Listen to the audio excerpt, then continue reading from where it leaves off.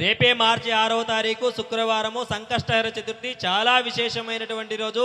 ఎవరైతే చదువుకునేటువంటి విద్యార్థులు, ఆర్థిక సమస్యలు ఉన్నటువంటి వారు, అప్పుల సమస్యలు ఉన్నటువంటి వారు, మీరు చేసేటువంటి పనుల్లో చాలా రోజులుగా ఆటంకాలు కలుగుతూ ఉన్నటువంటి వారు ఈ వీడియోను సేవ్ చేసుకోండి, 10 మందికి షేర్ చేయండి.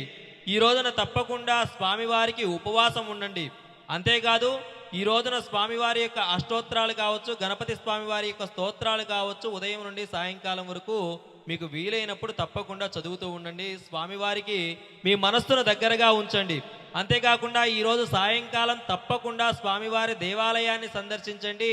స్వామివారికి గరికను మరియు బిల్వపత్రాలను సమర్పించండి. అంతేకాకుండా స్వామివారికి లడ్డూలు కావచ్చు, ఉండ్రాళ్ళను కావచ్చు నైవేద్యంగా పెట్టండి. సాయంకాలం చంద్రదర్శనం చేసుకున్న తరువాత మీ ఉపవాసాన్ని విరమించండి. ఈ విధంగా చేయడం వల్ల తప్పకుండా గణపతి అనుగ్రహం మీకు లభిస్తుంది. ఓం గం గణపతయే నమః అని తప్పకుండా ఈరోజు జపించండి. ఈ వీడియోను మీ బంధుమిత్రులందరికీ కూడా షేర్ చేయండి. దైవానుగ్రహం పేజీని ఎల్లవేళలా ఫాలో అవుతూ ఉండండి. ఓం గం గణపతయే నమః అని కామెంట్ చేసి వీడియోను లైక్ చేయండి మిత్రులారా.